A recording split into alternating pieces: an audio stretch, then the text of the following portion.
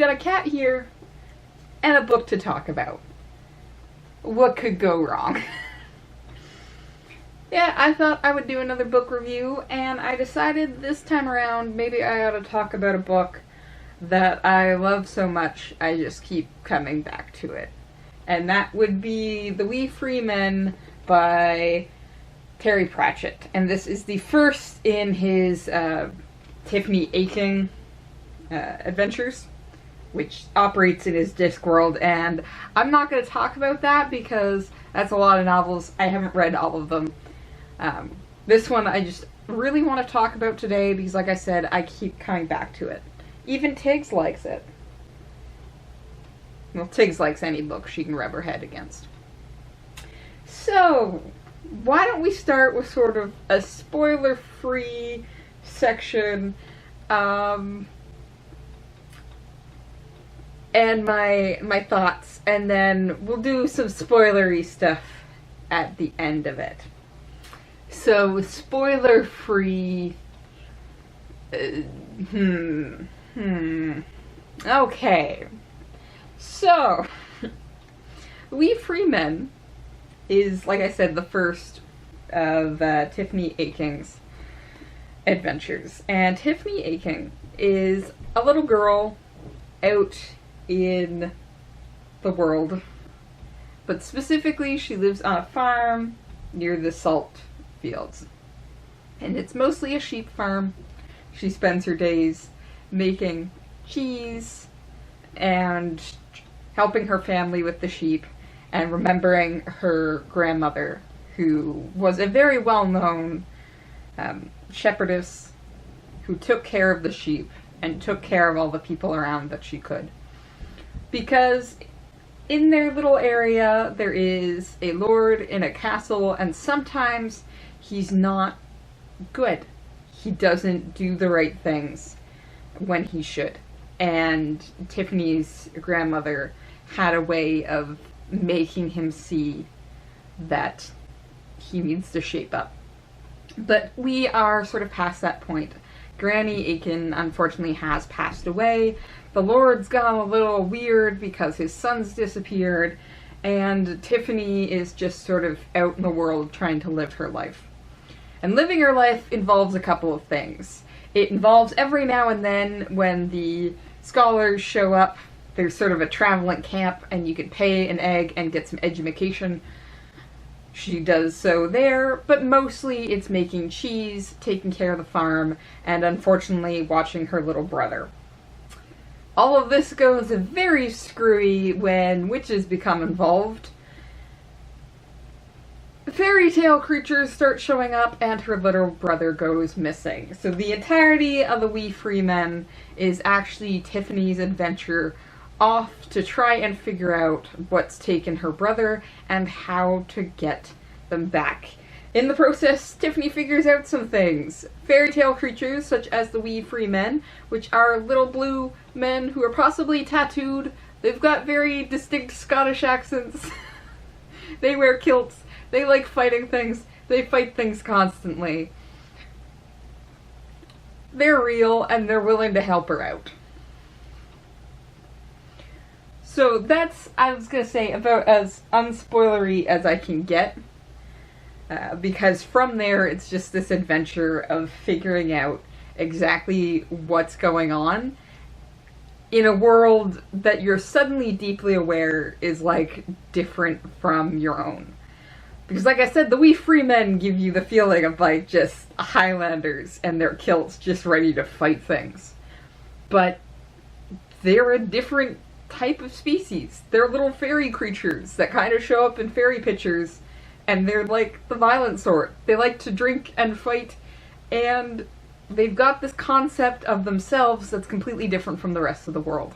Which is to say that there are two worlds. The We Free Men were from one, they've now died, and our world is their heaven in which they can fight and drink and just go nuts. So it's this great story where you've got these fascinating characters, and the reason I keep coming back to it is it's one of the ones that I know is going to give me a good laugh. It's going to give me a good laugh, but it's also got this storyline to it following Tiffany, where she's figuring things out about herself and the world around her, and she doesn't always get it right, but she's sure as hell trying. Which is to say, from the get-go, you can tell that Tiffany doesn't always think things through. The first fairy tale creature that shows up is this green woman in the water that Tiffany and her brother escape from. And Tiffany then goes back, looks this creature up in her book of fairy tale creatures, measures a dinner plate, because the book says that this creature has the eyes the size of dinner plates. So she has to measure a dinner plate to see what size that is, because that's something that bothers her. Why not just say what size that is? And then she goes back to the river with a frying pan and whacks this creature, using her brother as bait. Like, yeah, she brings her little brother down, like, ties some candy to a string so he can't get it immediately, and says, "Hey, look, candy!" And the kid's trying to get it, doesn't even notice this creature come for him, and she just whacks him with a frying pan. And you're just like, oh! Because it's a really funny situation, except she used her brother as bait. So it really is this story about a girl who is a girl. She's a little kid. She doesn't always logically think things through. She logically thinks differently. Again, not many people would just measure a dinner plate, because obviously that's the important thing about this story, is the size of this creature's eyes. But because she's able to think differently, she's able to adjust so much more when, like, the Feagles show up. And the Feagles is the other name for the wee freemen. And she gets to the point where she just kind of accepts the fact that she can almost sense that they're there. They don't always show themselves to her, but she's figured out she can hear voices sometimes, she can see movement out of the corner of her eye, and things go missing, and so she'll turn around and use that to her advantage. But in really funny ways. For example, a sheep goes missing, and her entire family goes out to find these sheep because, of course, the sheep are their livelihood.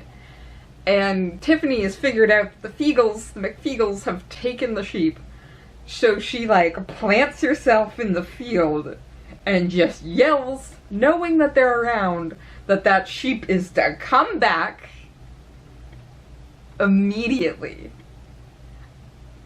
And the next thing she sees off in the distance is the sheep rapidly moving backwards. Just, and there's the sheep. So it's this thing where the utter absurdness of the entire story is sort of, it's layered on top of the more serious things. So if you want just a book to really laugh at, The Wee Freeman is fantastic. I come back to it every time I'm feeling down, when I just need something to unwind to. And there are only 2 books like that. There is The Wee Freeman, and there is The Hitchhiker's Guide to the Galaxy. And it's the exact same thing. It is this utterly absurd nature that is somehow accepted within the story and dealt with in the story for the fact that it's normal. This is just something that Tiffany has to deal with, is the McFeagles and their perchance for fighting everything. But if you want, you can also sit here and start digging deeper. You can take a look at Tiffany as this little girl and her coming of age story into this other world and saving her brother. So the brother that she's been willing to treat as bait, she has the realization that he's got a place in the family too.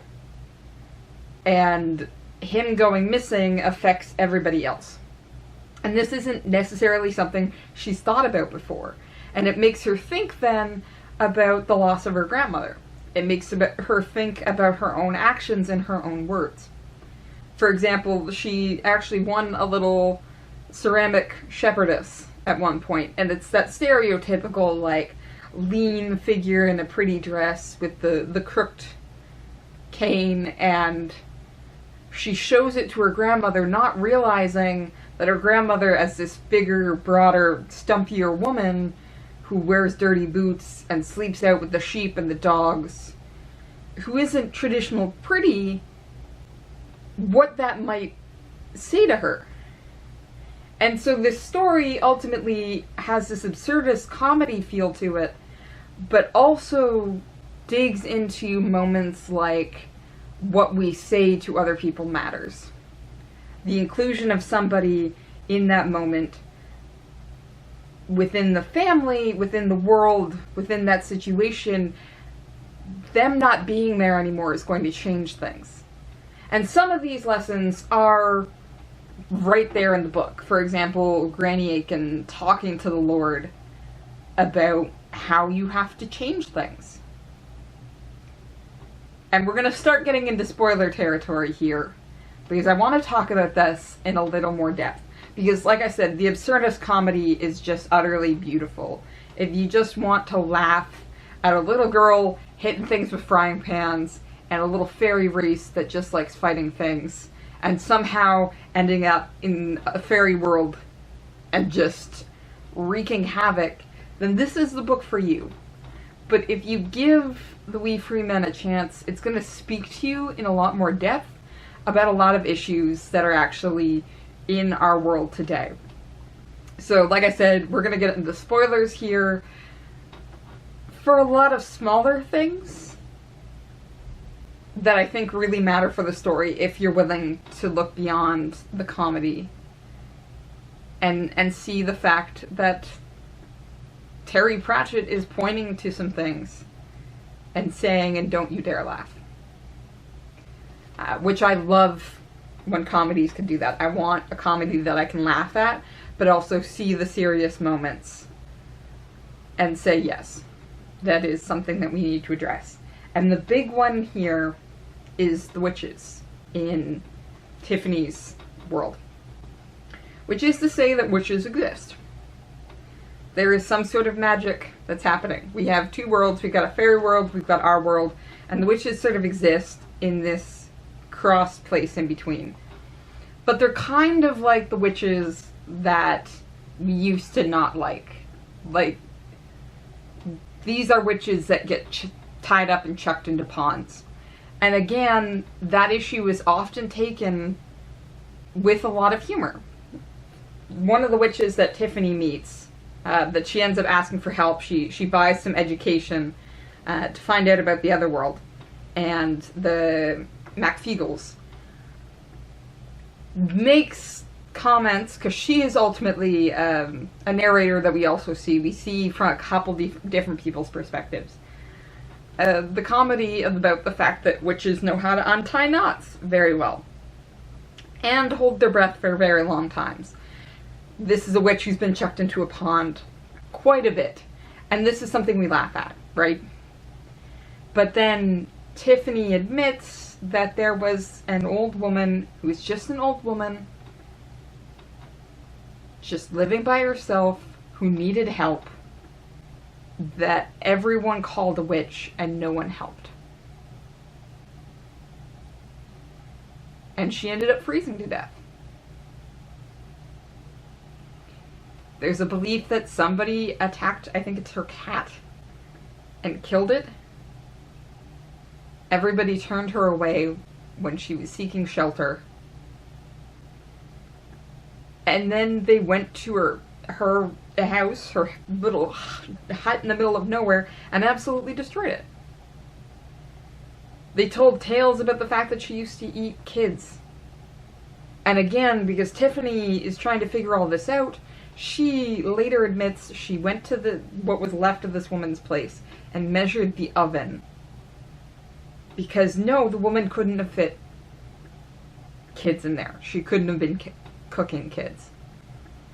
And there's suddenly a real difference, because it's hinted at the fact that Granny Aching probably was a witch in some way.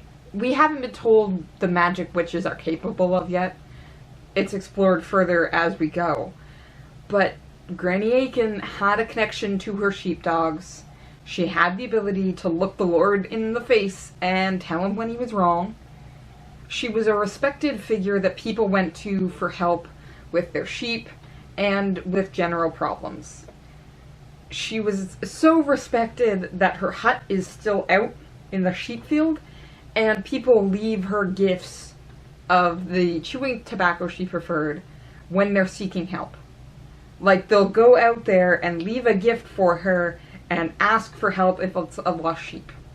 And what we find out in the story is it's the MacFeagles, who have also respected Granny, will go in, take the chewing tobacco, and they'll return the sheep to the people. It's this weird combination where suddenly we have a respected old woman and this rejected old woman. And why is that okay? Why is that a thing that no one stopped and thought about before this point? And it's precisely that. Like I said, it's all coached in a lot of comedy. It's these funny moments. And if you really want, you can almost skip over these conversations about this woman who supposedly cooked kids and how she died. But you get so much more from the story if you're willing to look at the stark problems the way Tiffany is. You are Tiffany in this book. You've got what they call second and third thoughts and sight, which is to say you'll immediately see something and then something in the back of your head says, yeah, but. And you've probably noticed this with yourself. Let's say you see somebody with really weird hair. Your first thought is probably, that's some really weird hair. But then you might have that voice in the back of your head that says, yeah, but why does it matter to me? If that makes them happy, why am I judging them?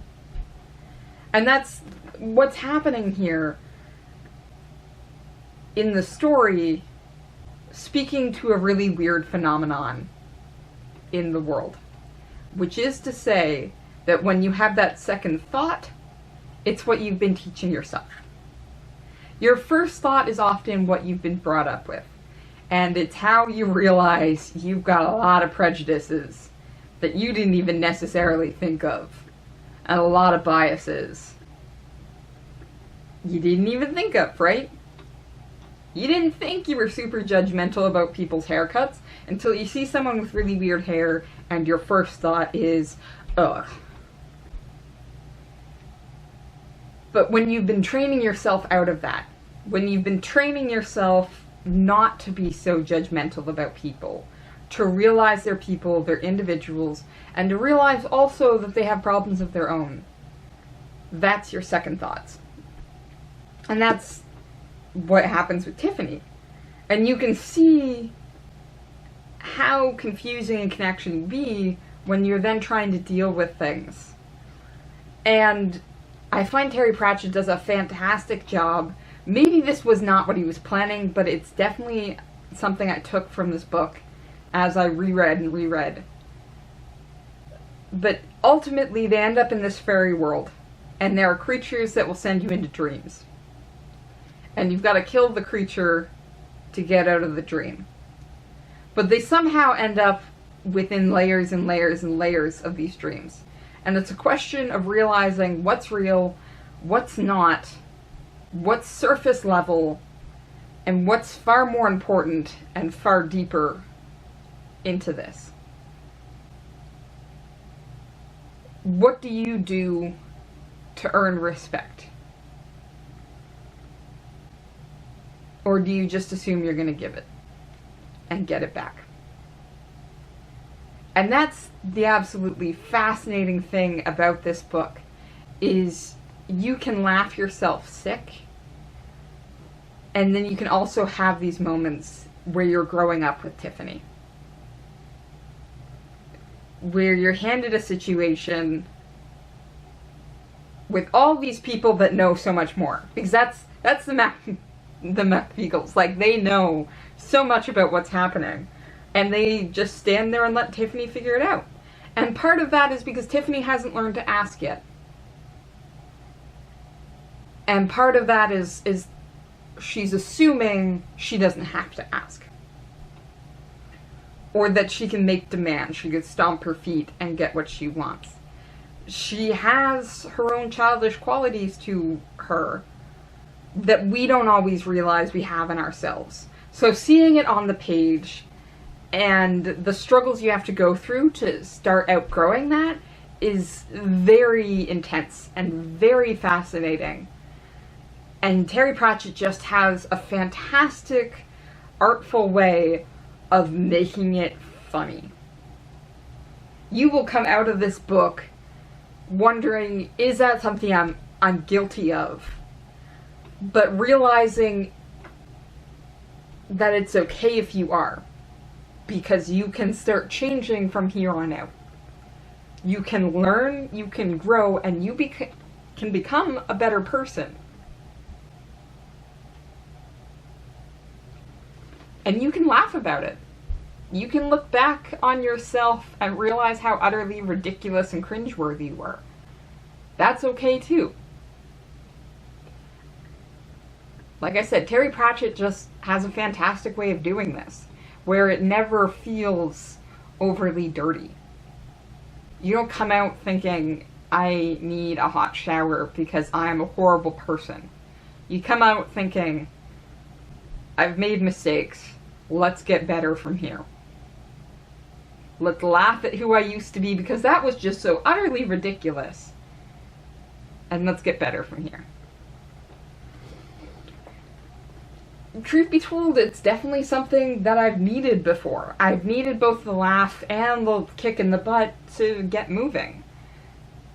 Along with Hitchhiker's Guide to the Galaxy, the absolutely absurd humor that you see here works within the world to point out both problems and solutions that you would never have thought of.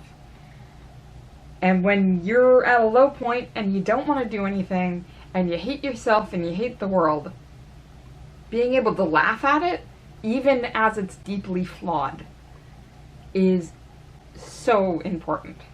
So I will continue coming back to The Wee Free Men. I hope if you've never read it, feel free to do so. It's middle grade. It is not super difficult. They're not going to throw a lot of big words at you. And you can just have a fun romp that at the end you're going to realize, I've actually learned a lot from this. So, yeah. Terry Pratchett, Tiffany Aching, and The Wee Free Men, definitely worth it. I'm going to keep reading, and I hope you do too. See you next time. End card! It worked out last time, let's keep it up. Subscription button down here, some videos over here. At least one of these, I think the bottom one I'm going to make YouTube suggested, so sure. This one I'm picking out. It's probably going to be another book review.